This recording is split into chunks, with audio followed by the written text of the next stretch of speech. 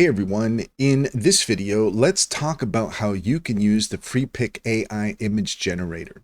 In order to do so, here we are at freepik.com, and what you're looking for can be found in a couple of places. Here on the homepage, right when you log in, you're going to need to make sure that you log in, and you will see that there is an option here to create an AI image. So we can click on that, but you can also find here in the images section the same option. So we'll go ahead and select that.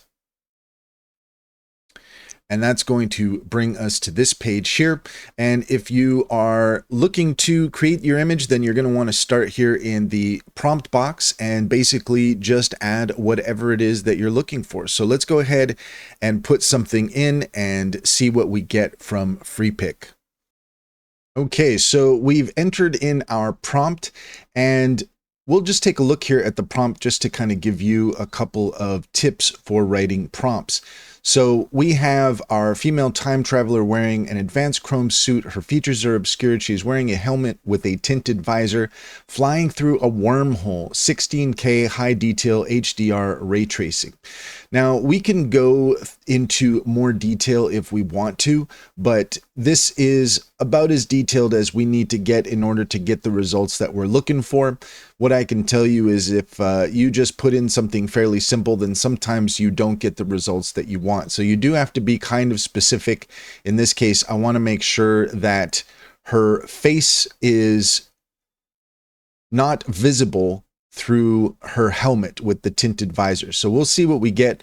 We might need to specify it a little bit more. Actually, let's go ahead and do that. Her face is not visible, because I can tell you from experience that we don't always get the results that we're looking for here. And we're also going to have here where it says AI prompt, we're having that toggled on to improve the prompts and generate diverse variations. We can actually, let's go ahead and turn that off because I don't want to get too many surprises there. The next thing we can take a look at here is the mode. So currently we're on the Flux Fast model. If you look at the other options, you're only going to be able to have available to them. You're going to only have them available to you if you have the subscription. So just keep that in mind.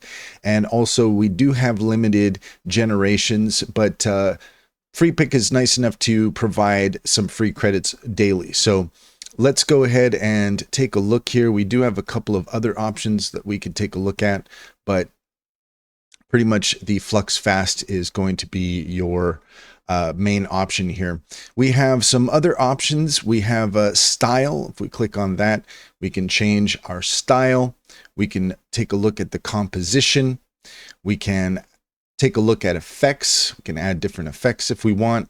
We can create a character if we want some character consistency. In this case, our character is going to be not have her features visible, so we don't need to do that. We also have objects. If we want to have an object in the image, we can use this. And we also have some colors that we can use as well. But as you can see, many of these options, if not all of these options, are only if you have the subscription. But that's fine. Let's go ahead, and from here, we'll go ahead and hit generate. Oh, the last thing is we want to take a look at the aspect ratio here. I want this in 16:9. And also we have the amount of generations as well. So it's set to 4. Usually it's a good idea to do 4 just because you want some variety. Sometimes you don't get the results you're looking for. So doing 4 is not a bad idea. And then we can go ahead and click on generate. And now this is going to work, and it's actually quite quick. You could see there for yourself. And we got some pretty cool results. This one is more what I'm looking for because we do have the images, the face is obscured.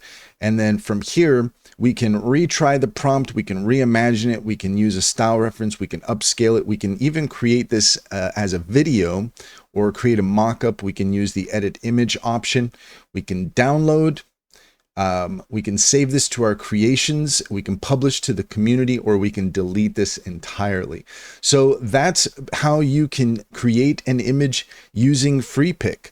If you found this video helpful, please leave a comment and like and subscribe, and don't forget to set your notifications for more helpful tips. Also, if you take a look in the description, you will find a link to our link tree. There you'll find our top AI tool recommendations.